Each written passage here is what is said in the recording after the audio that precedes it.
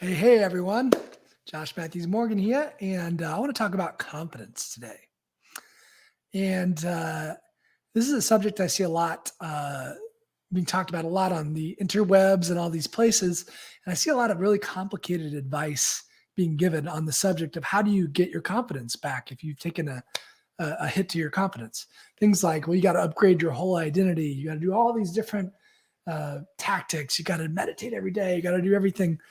And while that's not bad advice, maybe I think there is a much faster way of becoming confident, or I should say, regaining confidence. You see, the way I see confidence is that this is maybe kind of a new take, or maybe not, that you are already naturally confident, right? Your natural state is confidence. And you were born confident as a baby, as a child. You look at children who are young kids before they've had, the life beaten out of them in some way, some experiences that have taught them otherwise. They're confident. They're naturally enthusiastic, confident. They believe they can do anything, they can accomplish anything.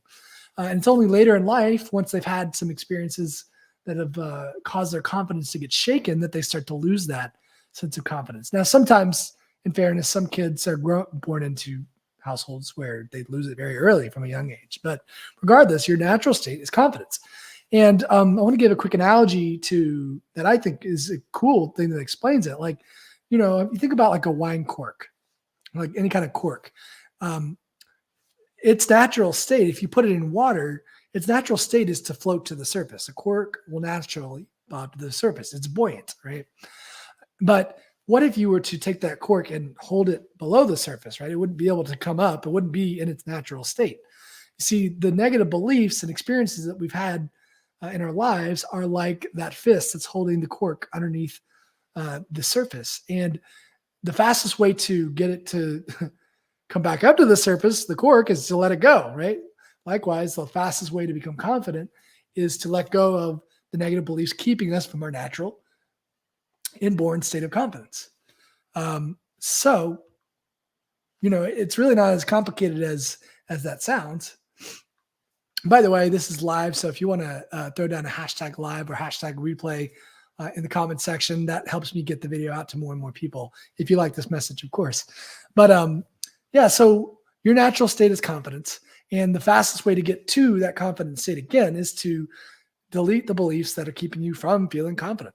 And these beliefs are always based on your past experience, things that you've lived through that might have been difficult, or that that attach some kind of negative meanings towards. So the fastest way that I know of to get back to confidence is to find with surgical precision those beliefs, find and delete them, and then you'll be confident again. And to illustrate this, I want to tell you a quick story of a guy who I worked with, who I'll just call him L for now. That's not his name, but he had a big issue when he came to work with me. He lacked a lot of confidence in himself. He was plagued with self-doubt. Now, the irony in this particular guy's situation is that he had achieved a lot in his life, and he had achieved something actually in his professional world, in his career, that only a handful of people in the world had actually done. When he told me that, I was like blown away. I was thinking, this guy has every reason in the world to be confident, and yet he's not. And he had a lot of symptoms of this issue. He struggled daily with self-doubt. It took him forever to get anything out there into the world because it had to be perfect. He often sabotaged his own success in very creative, crazy ways that I can't really get into right now because I don't want to give too much identifying information away. Another thing that he struggled with was in his relationship with his wife. He was very overly sensitive to any perceived criticism, even if she was just like giving him a reminder to do something. He took it as like a personal attack on himself. It caused a lot of friction in their marriage. Now you could look at all this like laundry list of symptoms and say, wow, I'm screwed. Look at how messed up my mind is, or whatever kind of judgments you might put on that situation if you're dealing with lack of confidence. But I knew that it probably was just due to a couple of beliefs, one or two beliefs that he had picked up at some point in his life. And by the way, this issue is something he had struggled with pretty much his entire life. Now, working together, I helped him discover the one specific belief that he didn't even know that he had which was causing his lack of confidence, which is, I'm not good enough. A very common core belief that a lot of people these days are walking around with. So, and talking through it a little bit with him, we discovered why he learned, when he learned that belief. See, when he was growing up as a kid, there was like a big issue within the family that caused like a split within the family, and his aunt was really angry towards his side of the family, and so anytime they would get together as kids, all of his cousins and stuff would like just treat him really badly and just like treat him like crap, and it's because the aunt had kind of turned the family against their side of the family, if that makes sense. So he, because of that experience, internalized the belief that I'm not good enough, right? Otherwise, this is the reason why they're treating me this way, is because I must not be at my core good enough, which isn't the truth, but it's the way that he felt, which was his truth. And so as soon as we discovered that belief, we used the erase and replace technique, which I've talked about in other videos at length, and deleted it, got rid of it. And immediately the truth about that situation bobbed to the surface. It was like he had this spontaneous insight and discovery, and he saw the truth of that situation, which was that it's not a problem with me. There's nothing wrong with me. It's not true that I'm not good enough. The problem was with this lady who turned her family against his family. The problem was she was like a poisonous, toxic person. And so really he saw it as a problem with her. And that's what happens, honestly, when you start deleting beliefs, is the truth will, in many cases, spontaneously occur to you. You'll see it suddenly differently. You'll feel it differently. And just in shifting that one belief, his confidence reemerged. All those symptoms that I told you about before, the self-doubt, the procrastination, the conflict with his wife, they all went away.